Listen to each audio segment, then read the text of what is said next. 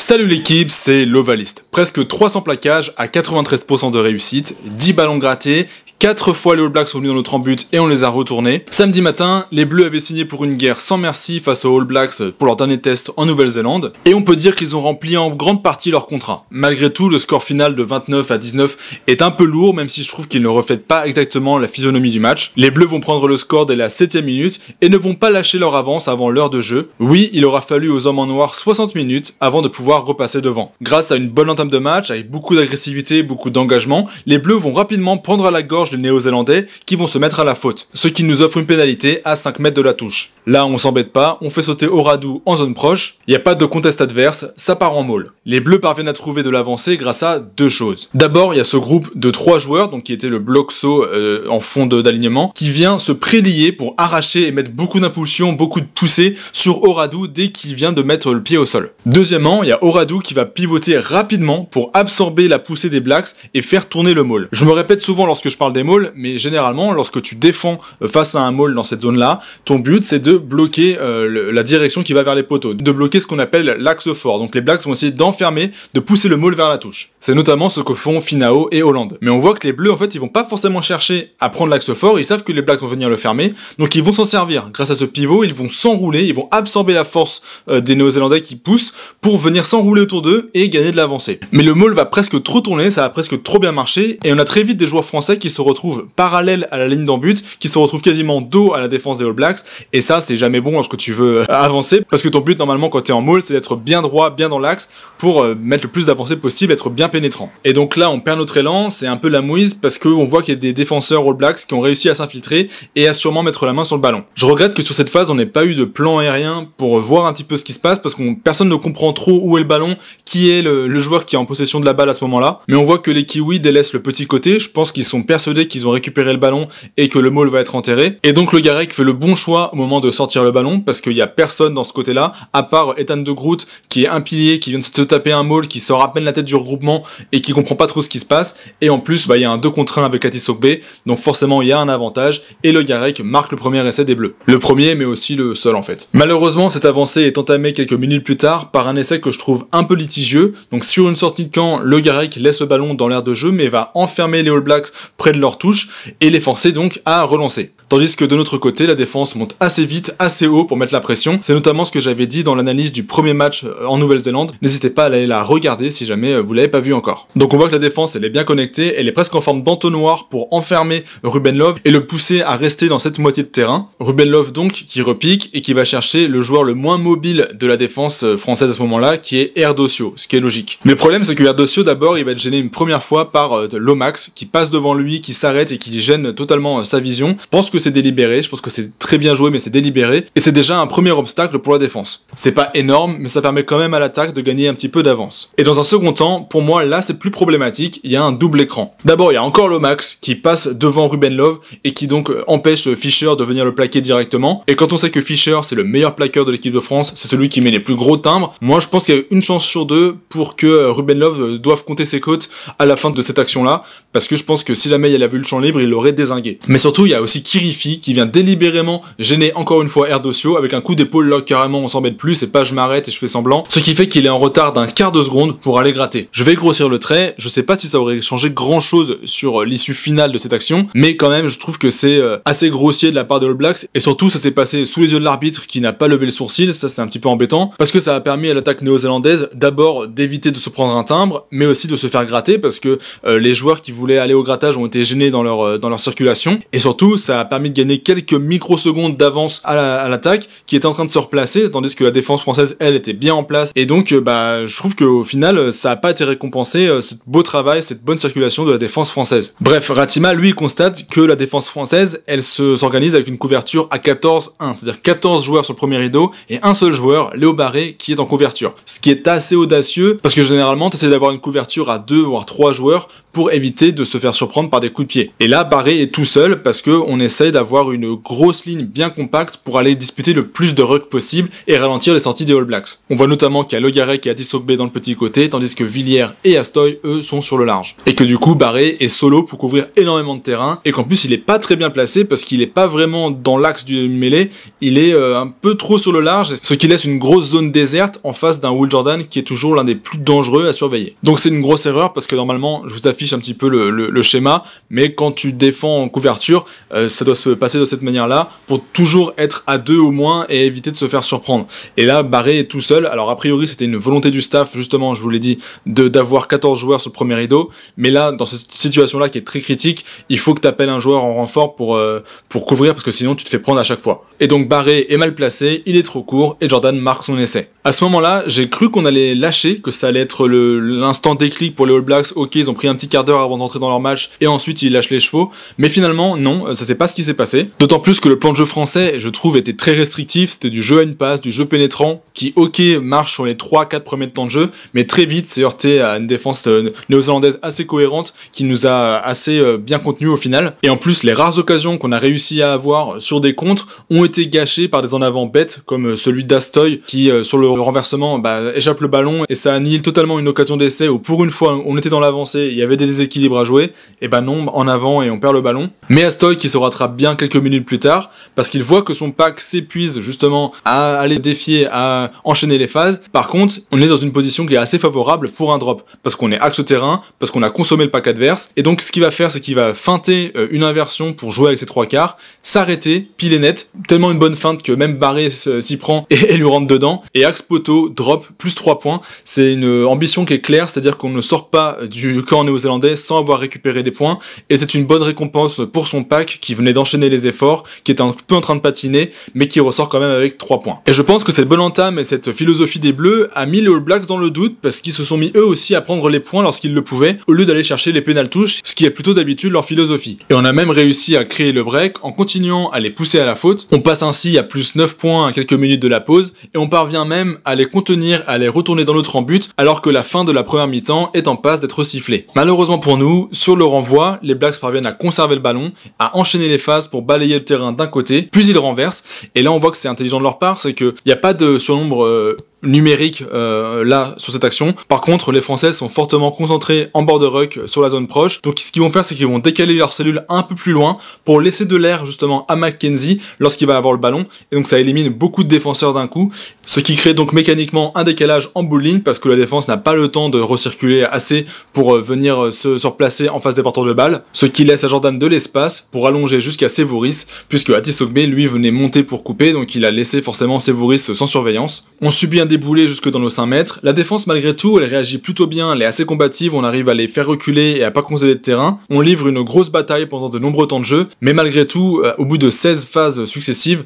c'est compliqué pour la défense de recirculer tout le temps et d'être capable d'analyser ce qui se passe en face d'elle. On voit qu'il y a beaucoup de défenseurs qui sont consommés autour des regroupements. Le ballon va sortir pour Kirifi, qui va servir Mackenzie dans son dos. Et ce qui est intéressant de voir, c'est le comportement de Lienert Brown, donc qui lui, en fait, tout au long de l'action, il va d'abord prendre du large, prendre du profond, pour venir écarter, étirer la défense le plus possible, et au moment où Mackenzie reçoit le ballon et au moment où il enclenche sa course, il va redresser sa course pour arriver tranchant, et en fait en faisant ça, il a échappé à la vigilance d'Astoy qui était fixée sur Mackenzie, et donc il est sorti de son champ de vision, sauf qu'au dernier moment, il revient mais pleine balle dans cette zone. Astoy est pris de court et a pas le temps de glisser pour laisser Mackenzie à deux porteurs et lui prendre Lienert Brown, tandis que Barré, on voit qu'il s'est précipité pour venir alimenter le sens, sauf que il arrive tellement vite que c'est trop facile de le prendre sur l'épaule intérieure, et il manque son plaquage, et Lienert Brown, ça va marquer le deuxième essai de son équipe. Ce qui est assez dommage parce qu'on prend un essai juste avant la pause et que la bonne entame qu'on avait commencé à se constituer vient d'être solidement entamée. La seconde mi-temps pourtant, elle s'ouvre un petit peu sous les mêmes auspices que la première, c'est-à-dire qu'on est combatif, on parvient à récupérer des renvois, on est actif sous les ballons hauts, on est résilient près de notre ligne en coffrant de nouvelles fois les All Blacks dans notre embut, on gratte toujours des ballons, mais le souci c'est qu'on manque des points. Le Garek va manquer une pénalité, Astoy va manquer un drop qui pourtant était bien amené, parce que c'est encore une histoire de fixation de l'équipe adverse au centre du terrain. Et ce qu'on peut voir, c'est que sur le temps de jeu précédent, il fait mine d'attaquer, il va venir très fort près de la ligne pour venir attirer les défenseurs, puis il retourne directement prendre de la profondeur et se mettre dans l'axe pour tenter le drop, mais malgré tout, même si c'était bien préparé, ça passe pas. C'est des petits détails, mais ça coûte cher, parce que si on avait marqué ces 6 points-là, je pense qu'on aurait bien pu continuer à mettre les All Blacks sous pression jusqu'à la fin du match, surtout que les Kiwis ont continué de perdre beaucoup de ballons sur leur lancement, ils ont eu du mal à se trouver, ils ont été très brouillons, je trouve, dans leur animation offensive, et donc ils en sont beaucoup remis mis au pied pour nous mettre en difficulté, avec notamment des coups de pied rasants dans le dos de la défense pour aller chercher des touches, notamment dans les angles, et mettre Barré en difficulté. Et c'est sur ce genre d'action que les All Blacks vont passer pour la première fois devant au score. Donc sur une pénale touche, ils vont servir Jordan dans la zone de fracture grâce à un peel-off. Donc si jamais vous savez pas ce que c'est un peel-off, j'en parle dans ma dernière vidéo, donc la vidéo du test numéro 2. Le but était de fixer un maximum de défenseurs pour ensuite créer un décalage en écartant le plus vite possible. Mais on voit que la défense elle circule bien, il n'y a pas d'égalité numérique. Donc McKenzie s'en remet à son jeu au pied, il tape un rasant dans le dos de Barré pour Sevoris. Barré qui lui va hésiter un instant, on voit que le ballon au moment il rebondit et au lieu de se jeter dessus, il essaie de temporiser et au final il cafouille et on se prend un essai qui est assez bête je trouve, qui aurait pu largement être évité. On aurait sûrement concédé un renvoi d'un but, mais en tout cas on n'aurait pas pris l'essai, pas de la sorte quoi. Et c'est fatal parce qu'on ne va pas réussir à revenir de cette prise au score et le bilan va s'alourdir dans les dernières minutes avec un nouvel essai. Ça va se jouer avec deux inversions, une première avec McKenzie qui est servi dans le dos de Bauer, donc il va venir chercher le couloir, chercher le large. Ensuite ça renverse une seconde fois et il n'y a pas de danger apparent, je trouve que les All Blacks sont pas si lancés que ça, il n'y a pas de surnombre et en plus il y a même des joueurs qui sont devant le porteur de balle, donc qui sont hors jeu, donc il n'y a pas vraiment le feu pour la défense française qui est très bien placée. Mais il y a une erreur quand même de lecture parce que Kirifi va fixer Barlow avec Bauer qui va venir en course, en cut, coupante pour venir attirer Tao. Mais Kirifi qui est un très bon joueur, un très bon manipulateur de balle, c'est souvent lui qui va faire les passes dans le dos, les passes en pivot. Il arrive très bien à venir proche de la ligne de défense pour ensuite servir son meneur de jeu qui est dans son dos. Jordi Barrett surgit, il est accompagné de McAllister qui court lui en cut sur Guillard et Tao prend trop de temps à se rendre compte que Jordi Barrett c'est son joueur, c'est lui qui doit le prendre. Il est pris de court, il manque son plaquage et on prend un quatrième essai qui est assez dur celui-là je trouve à encaisser parce qu'il vient de nulle part et je pense qu'il y avait moyen de beaucoup mieux défendre face à cette situation. C'est dommage parce que ça fait pas honneur à la défense monstrueuse des Français sur ce match. Les Kiwis se sont pris les pieds dans le tapis à de nombreuses reprises, soit parce qu'ils ont été retournés dans l'embut, soit parce qu'ils ont perdu les ballons directement. Je vous affiche ici les stats assez hallucinantes de plaquage. On voit que les 11 meilleurs plaqueurs du match sont tous des Français. C'est indécent, même Astoy, le numéro 10, fait 14 plaquages. Alors oui, c'était dû au fait qu'on était 14 sur la ligne de défense et qu'il n'était pas en couverture, mais quand même, ça montre un petit peu l'intensité défensive qu'il y a eu durant ce match. Mais en soi, quand on épluche un peu les stats, quand on voit les zones dans lesquelles le jeu s'est déroulé, en fait, on pouvait pas forcément espérer beaucoup mieux sans réussir à sortir de son camp, parce que même si on réussissait à mener, on était constamment dans notre camp, qu'on n'avait pas les ballons, et c'est très très énergivore de devoir constamment défendre depuis chez soi. Aussi, je trouve qu'on savait pas trop quoi faire ballon en main, on a été courageux, on a été vaillant, on a mis des grosses charges, mais ça s'est un petit peu arrêté là, il n'y a pas eu de passe, il n'y a pas eu de combinaison, il n'y a pas eu de danger qui a été amené dans les couloirs, il n'y a rien eu de tout ça. On s'est un peu épuisé à taper inlassablement, on a perdu en lucidité, d'où l'écroulement aussi en fin du match, où on a concédé beaucoup plus de pénalités. Faut savoir que les Blacks, après la 55e, ils concèdent pas une pénalité. Nous, on en concède 4, soit un tiers de nos pénalités qui ont été concédées dans les 20 dernières minutes. Et forcément, lorsque tu joues des moments chauds dans le Money Time comme ça compte. On va passer au top, au flop.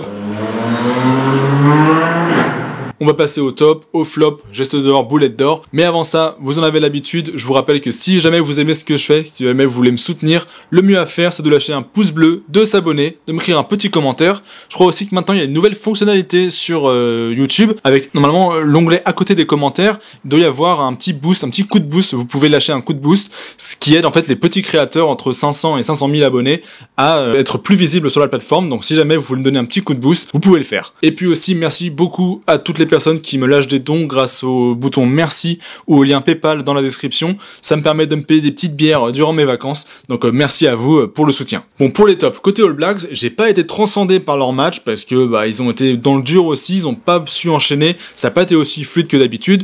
Ils avaient aussi beaucoup fait tourner, mais nous on joue aussi avec une équipe largement remaniée, donc c'est pas une excuse. Mais toujours est-il que les joueurs comme Jordan, comme McKenzie trouvent toujours facilement de l'avancée dès qu'ils ont le ballon, dès qu'ils touchent la balle, ça accélère et ça nous met en danger. Savea également est toujours un leader dans le combat, on l'a peut-être un petit peu moins vu ballon en main, mais il sauve quand même son équipe à plusieurs moments, notamment grâce à des grattages. Et puis il y a surtout la grosse entrée en jeu de Jordi Barrett qui nous crucifie à la fin du match. Côté bleu, difficile d'en sortir un en particulier, c'est surtout une performance collective que j'ai envie de souligner, surtout en défense, je vous les ai montré les stats hallucinantes. Il y a quand même un joueur qui fait 21 plaquages en une mi-temps, c'est Alexandre Fischer, parce qu'il sort blessé à la cheville à la mi-temps, mais si on l'avait laissé plus longtemps sur le terrain, il aurait peut-être mis 40 plaquages, on sait pas. Pour les flops maintenant, Barré a eu un match assez compliqué, il a pas été aidé par les consignes de couverture qui l'ont laissé tout seul sur le fond de terrain, mais il est quand même impliqué sur 3 essais sur 4 qu'on encaisse, et surtout pour moi le pire c'est le troisième essai, il cafouille le ballon, ou il se fait pas confiance, je sais pas, mais on doit pas le prendre comme ça cet essai-là. À partir du moment où tu as les mains sur le ballon, il faut que tu le gardes, tu peux pas te le faire arracher aussi facilement.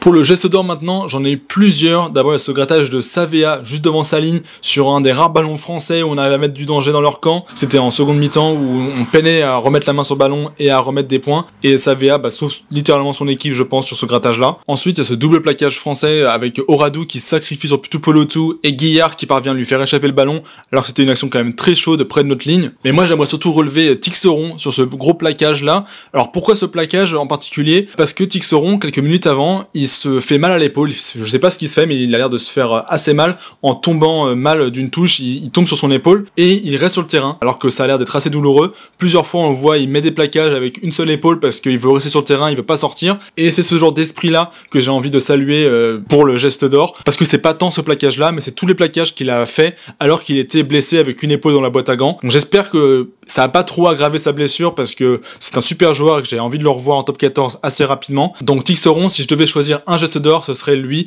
pour son abnégation et son gros plaquage alors qu'il est blessé. Côté boulette d'or, il n'y a pas eu tant de boulettes que ça, à part peut-être ce coup de pied de Astoy sur Beauchaton. C'est une mésentente entre les deux joueurs. On voit que Beauchaton, il veut aller au soutien en prenant le chemin le plus rapide, en coupant comme ça, et il comprend pas que Astoy va vouloir taper. Et au final, c'est encore un ballon rendu, malheureusement, aux All Blacks, sur une action où c'était assez dynamique, on pouvait faire beaucoup mieux, et dommage, on perd le ballon assez bêtement. Donc la tournée est maintenant terminée. Franchement, je suis très déçu qu'on n'ait pas pu ramener au moins une victoire de ce voyage en Nouvelle-Zélande. Après, forcément, on connaît les conditions, c'est qu'on n'a pas les premiums, c'est qu'on doit constituer une équipe en à peine 10 jours pour aller défier ce qui se fait de mieux au monde sur leur terre. Est-ce que ça a vraiment servi à quelque chose? Je ne sais pas. Je ferai sûrement une vidéo pour voir quels joueurs ont été révélés ou ont été confirmés durant cette tournée, et vous me direz ce que vous en pensez. Donc n'hésitez pas à me dire déjà en commentaire quels sont les joueurs qui vous ont marqué, que ce soit en bien ou en mal, sur l'étendue de la tournée.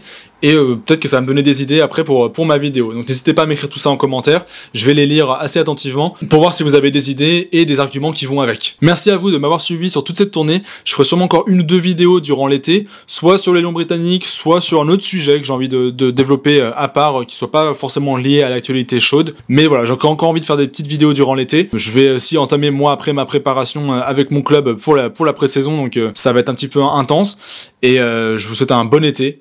À la prochaine.